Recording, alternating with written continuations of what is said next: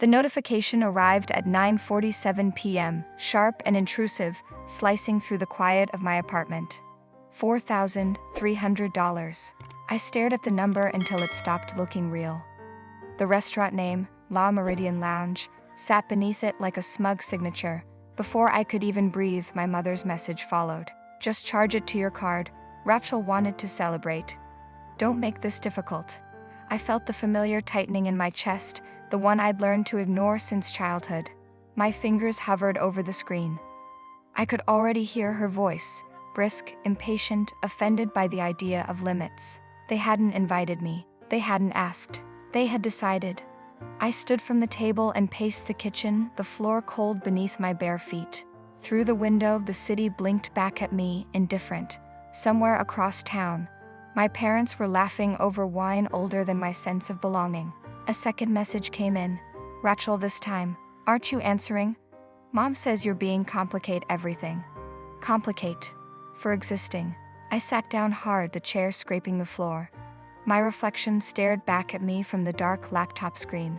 32 years old, professionally successful, and still treated like a credit line with legs. I typed, erased, typed again. Did you even look at the total? I finally sent. The reply came instantly. If you cared about family, you wouldn't ask that, my mother wrote, after everything we've done for you.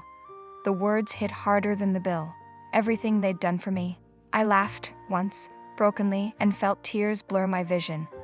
I remembered being 17, handing over my first paycheck, just this once. I remembered how just this once never ended. My phone buzzed again.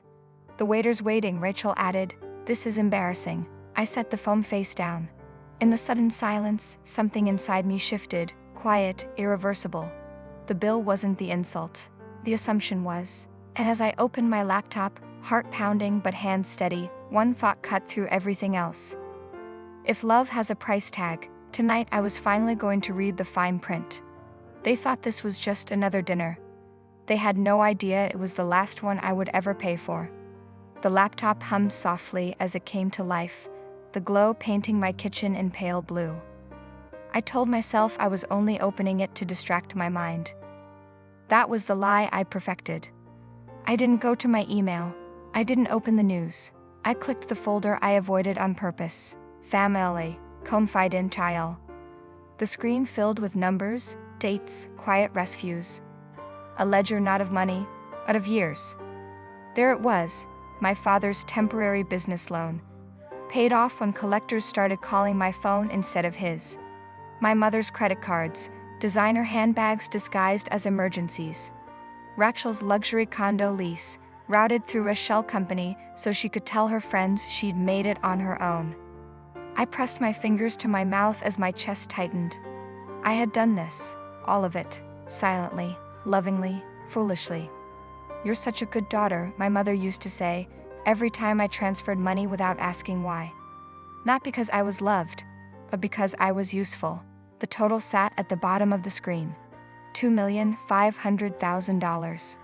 My breath caught. I hadn't meant to add it up. I never wanted to see the sum of my silence. A memory surged. Rachel laughing over cocktails, telling me, you're lucky you don't care about money. Some of us have ambition. Lucky. My phone rang. It was my husband, Elliot. You're quiet, he said gently. That usually means something broke. Not broke, I whispered, eyes burning. Just exposed. I turned the laptop so he could see the screen. There was a pause, then softly, Caitlin, this isn't help anymore. This is a cage. That word cracked me open. I realized then what I'd been paying for all these years, not love, not peace. Permission. Permission to belong. And standing there, tears slipping free at last, I understood something devastating and clean. They didn't love me despite the money. They loved me because of it. I straightened, wiping my face, my heart still aching but clearer than it had ever been. The ledger wasn't a record of generosity. It was evidence. And evidence, when read aloud, changes everything. I had spent years saving them from consequences. In the next moment, I would decide whether to save myself. I didn't hesitate. Housing allowance canceled. Credit cards closed. Rachel's car lease terminated. Each click landed with a soft, final sound, like a lock sliding into place. No shaking hands, no second thoughts. I shut the laptop and stood there, heart racing, not from fear, but from the shock of how easy it was to stop bleeding. I slept for 3 hours. At 7:06 a.m., my phone detonated. Missed calls stacked across the screen. Mother, father, Raquel, again, again, again. When I finally answered, I put it on speaker and set the phone down beside my coffee. "What did you do?" My mother shrieked, her voice sharp enough to cut glass. I took a slow sip. "Good morning." "Our card was declined," she said, breathless with rage, in front of everyone. The waiter stood there, just stood there, like we were criminals. I pictured it too clearly, the pause, the glance, the quiet recalculation of worth. I'd lived inside that moment my entire childhood. "That sounds uncomfortable," I said calmly. "Uncomfortable?" she screamed. "Your father had to borrow money. People were staring."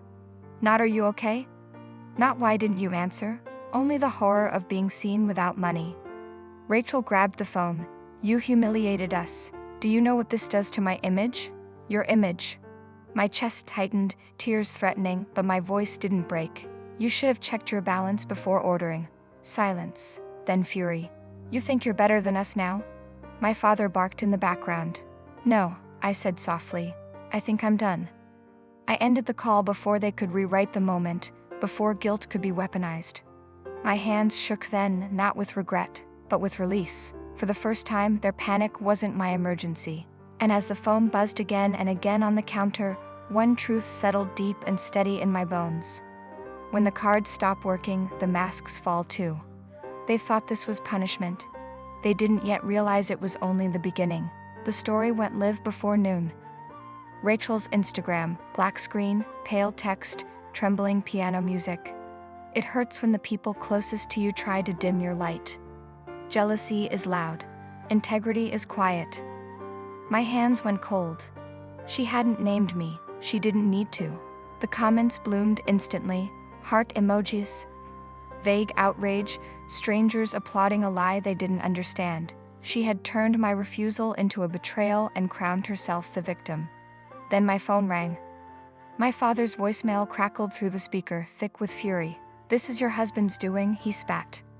"That man put ideas in your head. You were never like this before." I sat very still. "You're letting him poison you against your own blood," he continued. "Fix this, or I will." The line went dead.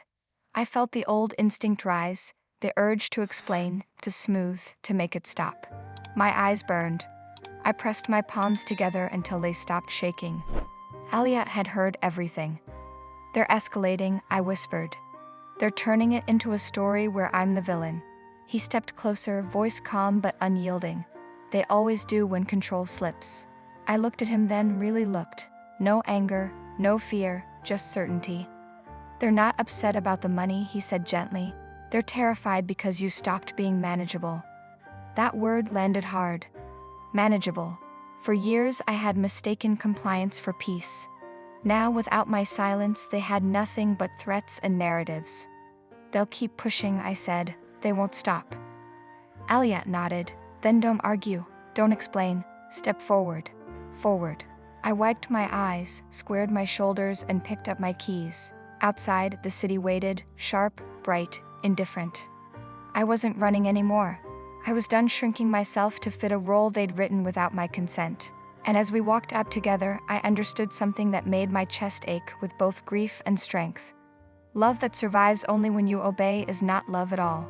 They thought fear would bring me back. Instead, it sent me exactly where I needed to go. The office smelled of polished wood and quiet authority. Sunlight caught the edges of my desk as if highlighting the gravity of what lay before me. Alina, my attorney, slid a stack of crisp documents across the table without looking up. "Debt acceleration," she said, her tone devoid of judgment. 30 days, full repayment, or asset seizure. I traced my finger over the numbers, $2,500,000. My chest tightened, but this time it wasn't fear, it was justice. "And the loan?" I asked softly. "The one my father forged in my name, forging my signature?" Alina's eyes met mine. "We leverage it. They default, it's federal. Identity fraud. Bank fraud. They lose more than they thought they could." I exhaled slowly. letting the weight settle. Then let them see what silence costs. Later, at the Zenith Lounge, my parents arrived, overdressed and arrogant, assuming the usual routine. The waiter greeted Elliot, not me, handing over my father a notice on my behalf to expedite the payment of the debt. My father's face paled. Rachel's phone slipped from trembling hands. 30 days, I said evenly, or you lose everything you've treated as mine. Silence fell like a curtain. They weren't angry, they were shocked, powerless. 30 days later, they defaulted. The eviction crew moved silently, dignity left behind like empty wine glasses. I sold the home and donated every dollar to a charitable foundations for truly disadvantaged people in need. Sometimes the hardest love story is learning you don't owe your life to those who profit from your silence. Friends, what do you think of this story? Write your opinion in the comments. Would you like more stories? Don't forget to subscribe and hit the bell button so you don't miss any videos. See you tomorrow.